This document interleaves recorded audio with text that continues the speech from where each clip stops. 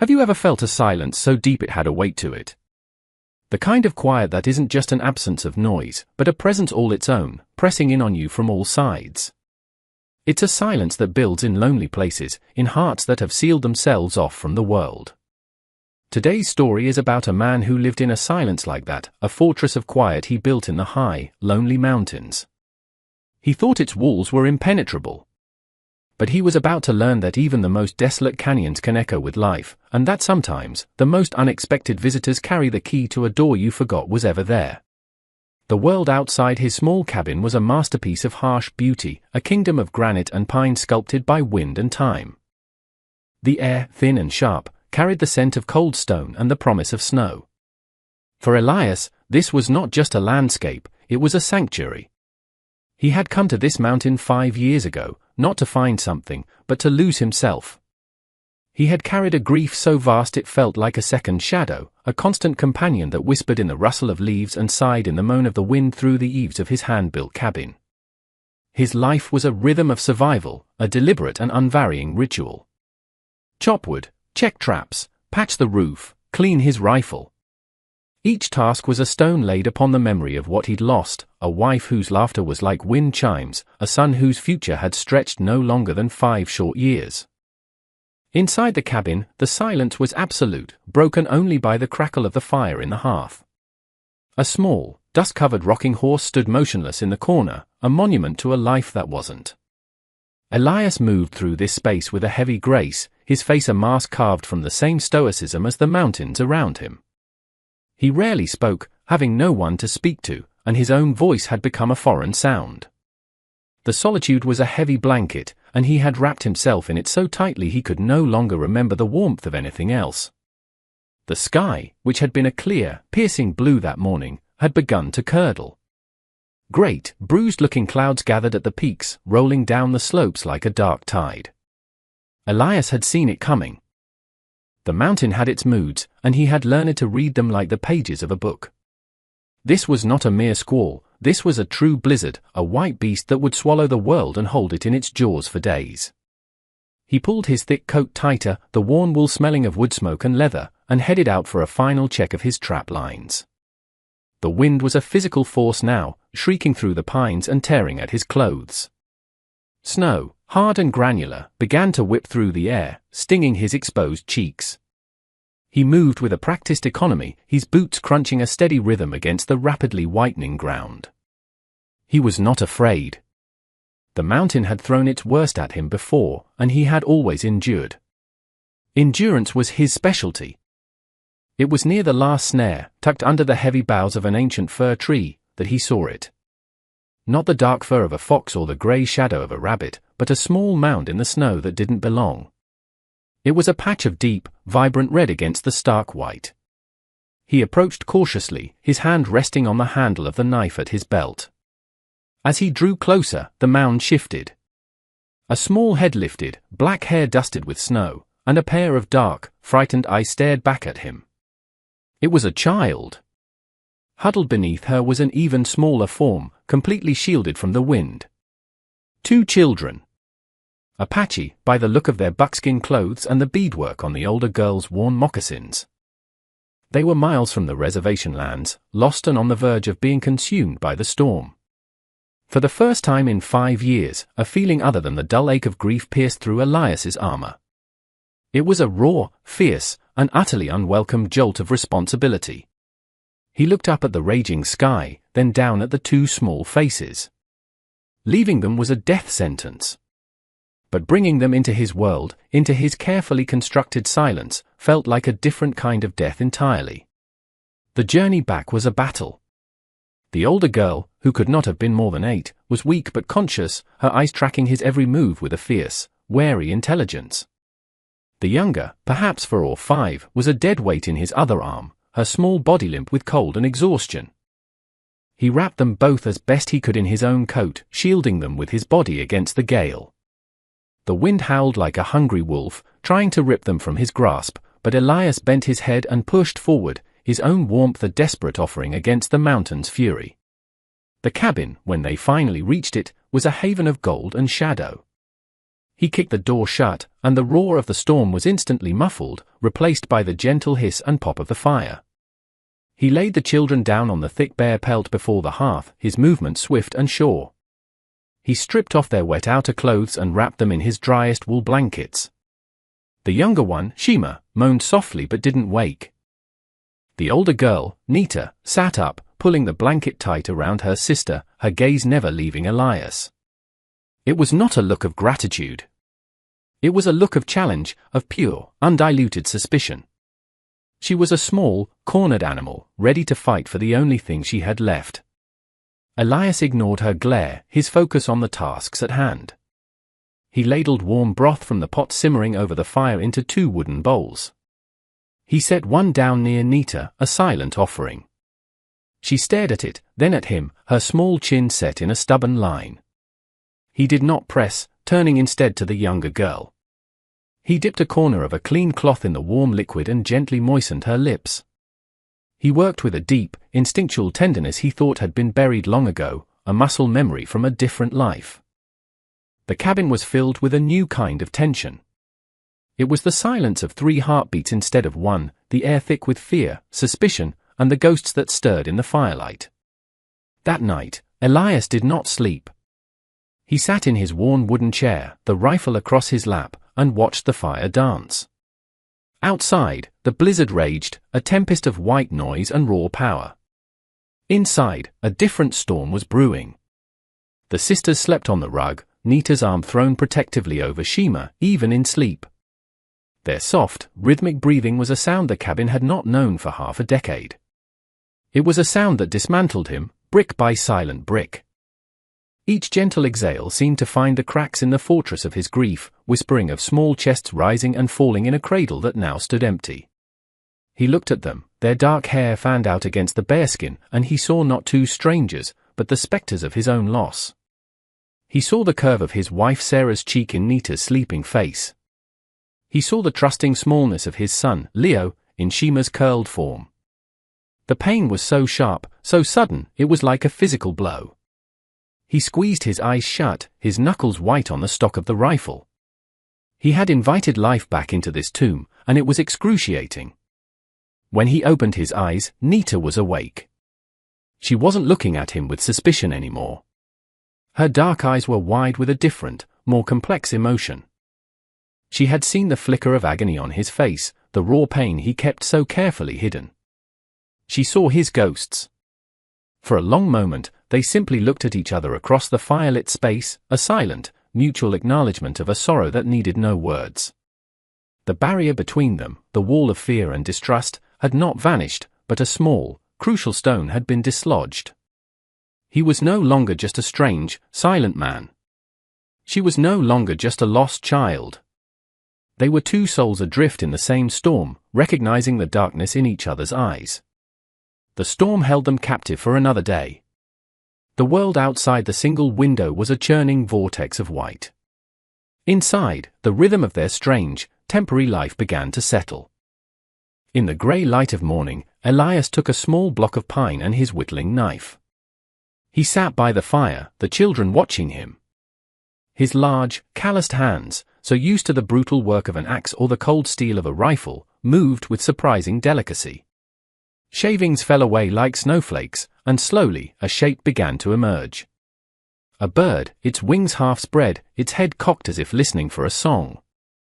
He worked without looking up, pouring his concentration into the simple task, the repetitive motion a balm for his turbulent thoughts. When it was finished, smooth and perfect in its simplicity, he held it out to Shima. He said nothing.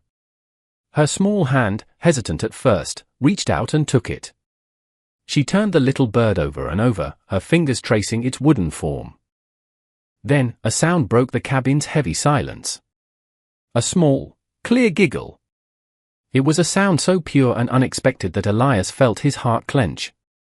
It was like hearing a forgotten song from his childhood. Nita, seeing her sister's delight, allowed the smallest hint of a smile to touch her own lips.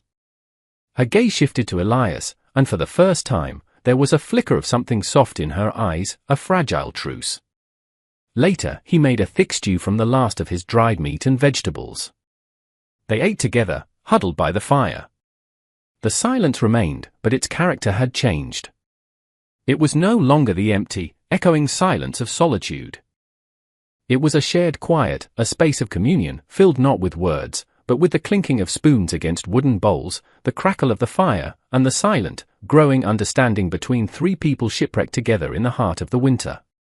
As the second night fell, a new sound threaded its way through the howl of the wind. It started as a low, mournful cry, far in the distance, but it grew steadily closer, multiplying. A wolf pack. They were hungry, emboldened by the storm, and they had caught the scent of the cabin, the scent of fire, of food, of life. The howls rose in a chorus, a primal song of hunger and the wild. Shima, startled from her sleep, began to cry, burying her face in her sister's side. Nita held her tight, her own body trembling, but her eyes were fixed on Elias. He rose slowly, his movements calm and deliberate, and took his rifle from its pegs on the wall. He checked the load, the metallic click echoing loudly in the tense room. He didn't look at the children. He walked to the heavy plank door and stood before it, a silent sentinel. He was a mountain of a man, silhouetted against the flickering firelight, the long rifle held loosely in his hands. In that moment, he was no longer just a man grieving in a cabin. He was a protector. A guardian. The howls grew more frantic, circling the small structure, the sounds of claws scrabbling at the logs. Elias remained perfectly still, a bulwark of quiet strength between the children and the snarling dark. He was defending more than just their lives, he was defending the fragile warmth that had begun to seep into the frozen corners of his own heart. Nita, watching him, seemed to understand. She gently shushed her sister, her own fear momentarily forgotten. She slid from the bearskin rug and moved to stand a few feet behind Elias, a small, dark shadow mimicking his resolute posture. They stood together, the large man and the small girl, a silent, unspoken alliance, waiting for the dawn. The dawn came as a whisper, painting the eastern sky in pale shades of lavender and rose. The storm had finally broken, its fury spent. The wolves, thwarted and cowardly in the light, had slunk back into the shadows of the forest. The world outside was reborn, buried under a thick, pristine blanket of snow. The silence that returned was profound, a sacred hush over the transformed landscape. Elias lowered his rifle. The immediate danger had passed. He went to the window, his breath misting the cold glass, and looked out. And he saw her. A figure, standing motionless at the edge of the tree line, almost 100 yards away. It was a woman, tall and slender, wrapped in a deerskin cloak. Even at this distance, he could feel the intensity of her gaze.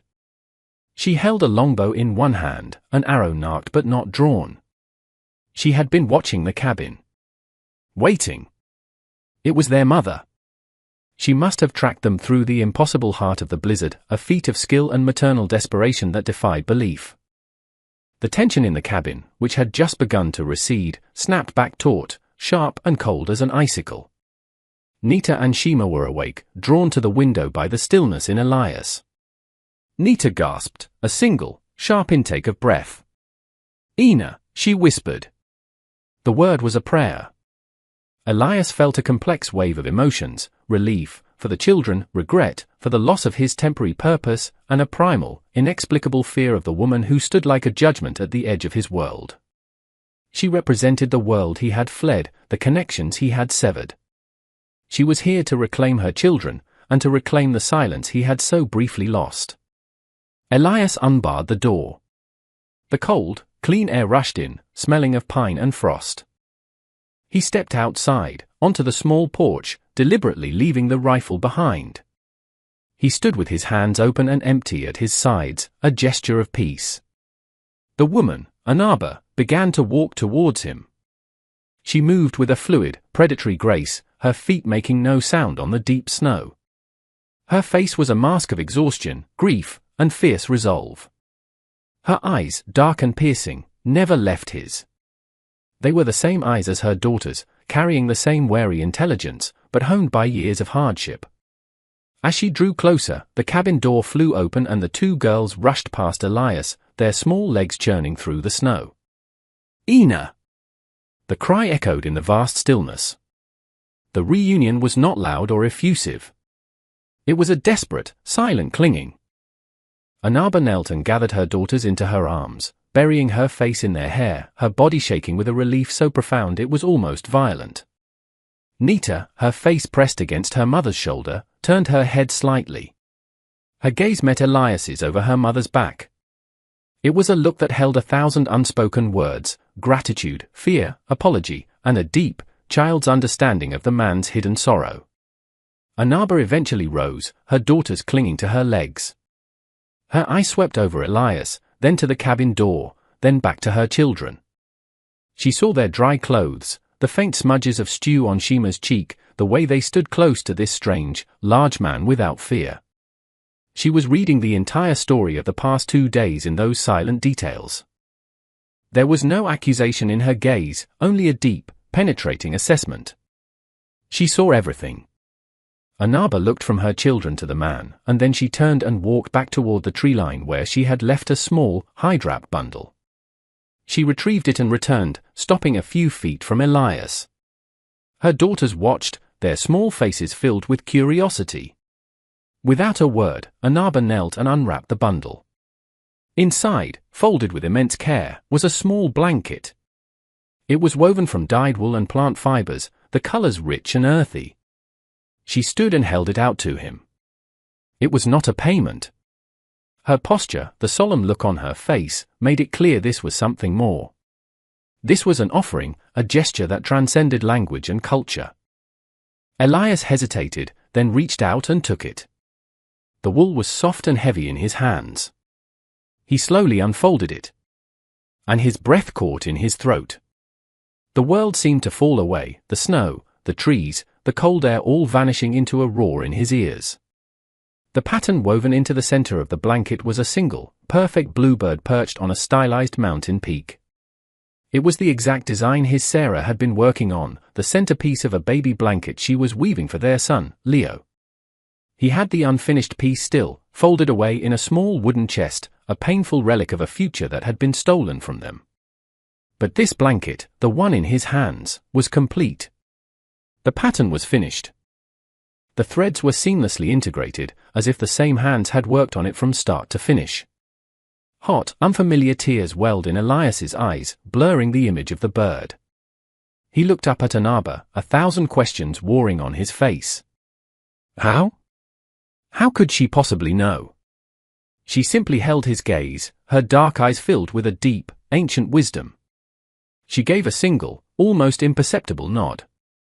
It was not an answer, but an affirmation. Some things did not need to be explained. They simply were. He watched them go. The mother and her 2 daughters, a small, resilient unit, moved back towards the trees, their figures shrinking against the vast white canvas of the mountain. They did not look back. They were returning to their world, and he to his. Elias stood on the porch for a long time, the cold seeping into his bones, but he didn't feel it. In his hands, he clutched the blanket. It felt impossibly warm. He finally turned and went back inside the cabin. The silence was there to greet him, as it always was. But it was different now. The heavy, oppressive weight was gone. The air felt lighter. The quiet was no longer the sound of absence, but the soft, resonant hum of peace. He walked over to the corner where the little rocking horse stood, a silent accusation for 5 long years. He gently, tenderly, draped the completed blanket over its wooden saddle. The bluebird seemed to take flight in the firelight. The unfinished story was now complete. The wound in his heart, a wound he thought would bleed forever, had been stitched closed by the hands of a stranger, by a gift that was more than a gift. It was an act of grace. It was a bridge. He stoked the fire, and the flames leaped up, bright and warm, casting a golden glow that filled the entire room, leaving no corner for the shadows to hide. The fortress had not been breached, its gate had simply been opened from the inside. And so, we leave him there, in the quiet warmth of his home, a man no longer lost in the silence, but simply listening to it. Because what he learned, and what we must remember, is that connection is the most powerful force on earth. It finds us even in the most desolate places. It speaks to us, not always in words, but in shared glances, in acts of courage, and in the simple, profound kindness of a stranger who sees our sorrow and offers us not pity, but a way to be whole again.